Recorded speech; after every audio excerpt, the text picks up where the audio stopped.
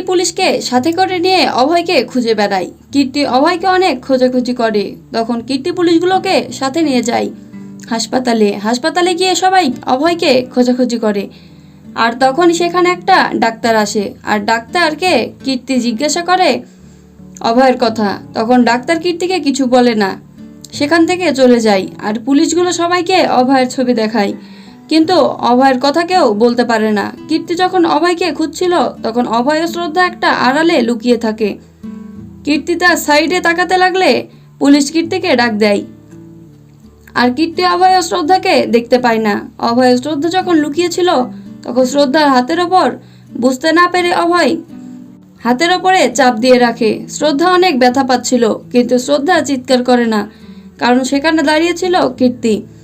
শ্রদ্ধা যদি চিৎকার করতো তাহলে কীর্তি সব জানতে পারত। অতবার কীর্তি যখন চলে যায় তখন অভয় দেখে শ্রদ্ধার হাত থেকে রক্ত বের হচ্ছে। তখন অভয় বলে, আমি বুঝতে পারিনি শ্রদ্ধা, তুমি আমাকে মাফ করে দাও শ্রদ্ধা। আর অন্যদিকে অভয়ের মা অভয়ের জন্য চিন্তা করতে করতে অসুস্থ হয়ে পড়ে। অভয়ের মা কিছু খেতে চায় না। অভয়ের বাবা অভয়ের মাকে অনেক বোঝায়। অভয়ের মা বিশ্বাস করতে পারছিল না যে অভয় এসব কাজ করতে পারে। অভয়ের মা ঋতুকে বলে, ঋতু তুমি বলো অভয় কোথায়।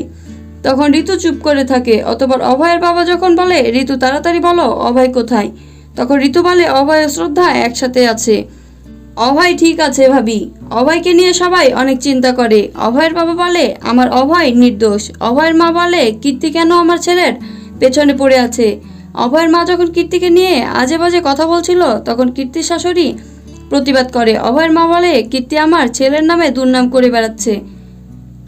তখন অভয়ের মায়ের সাথে বরুণের মায়ের ঝামেলা শুরু হয়। তখন ঋতু সবাইকে চুপ করতে বলে। ঋতুর মুখ থেকে সত্য কথা বের হয়ে যাচ্ছিল, তখন ঋতু চুপ করে যায়। আর অভয়ের বাবা বলে, ঋতু তুমি সত্য কথা বলো।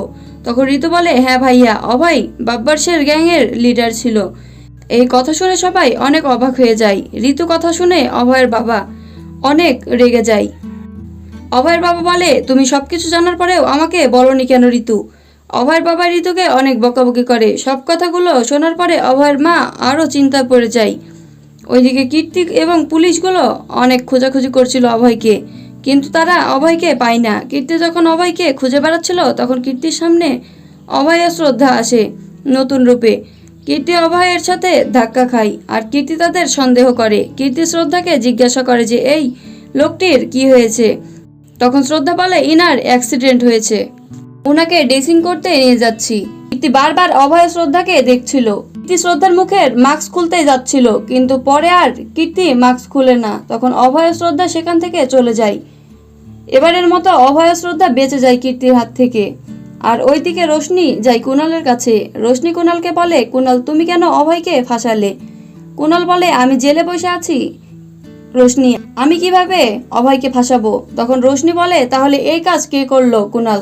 তখন কুণাল বলে, বস করেছে। তখন রোশনি বলে, এই বসটা কে। কুণাল রোশনিকে সব কথাগুলো খুলে বলে। আর ওইদিকে অভয় শ্রদ্ধা লুকিয়ে লুকিয়ে বাইরে যায়। শ্রদ্ধা যখন অভয়ের জন্য পানি আনতে গেছিল তখন শ্রদ্ধা দেখে একটা দেওয়ালে অভয়কে ধরার জন্য পোস্টার লাগিয়ে রেখেছে পুলিশেরা। এটা দেখে শ্রদ্ধা অনেক ভয় পেয়ে যায়।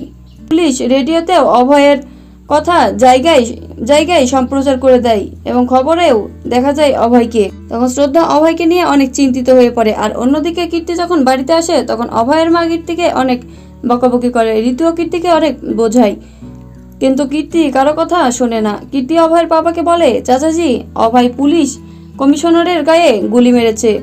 অভয়কে ধরার জন্য আমাকে ওপর থেকে নির্দেশ দিয়েছে। আমার এখানে কিছুই করার নেই, আমাকে তাদের নির্দেশ মানতেই হবে। কীর্তি যখন অভয়ের বাবার সাথে কথা বলছিল তখন অভয়ের মা অনেক রেগে যায়। অভয়ের মা কীর্তিকে বলে, কীর্তি তুমি যদি আমার ছেলেকে পুলিশের হাতে তুলে দাও তাহলে আমাদের এই দুই পরিবার আলাদা হয়ে যাবে, আমি আর একসাথে এই পরিবারে থাকবো না। তখন অভয়ের বাবা বলে, তানুজাজি, এখানে নেনা ভাবির কোনো দোষ নেই। অভয়ের মা তখন অনেক চিৎকার করছিল, আর এই সব কথাগুলো দাঁড়িয়ে দাঁড়িয়ে শুনছিল রোশনি অভয়কে বারবার ফোন দেয়, কিন্তু অভয়ের ফোনে ফোন ঢুকে না। ওইদিকে অভয় অনেক চিন্তায় পড়ে যায়। অভয়কে পুলিশ ধরবে বলে অভয় অনেক রেগে যাচ্ছিল। শ্রদ্ধার ওপরে হাত উঠাতে যাচ্ছিল অভয়, কারণ পুলিশের আদেশ ছিল পুলিশ অভয়কে যেখানে দেখবে সেখানে অভয়কে গুলি করা হবে। অতঃপর শ্রদ্ধা একটি বুদ্ধি খাটিয়ে অভয়কে বুড়ো সাজিয়ে বাড়িতে নিয়ে যায়। কীর্তি অভয়কে চিনতে পারে। তাহলে কি এবার অভয়কে পুলিশের হাতে ধরে দেবে কীর্তি? সেটা তোমরা জানতে পারবে আগামী 426তম পর্বে। তো বন্ধুরা, আজকের ভিডিওটি এখানেই শেষ। ভিডিওটি যদি ভালো লেগে থাকে তাহলে আমাদের চ্যানেলটি অবশ্যই সাবস্ক্রাইব করো এবং নতুন নতুন পর্বের আপডেট পেতে হলে আমাদের সাথেই থেকো। ধন্যবাদ।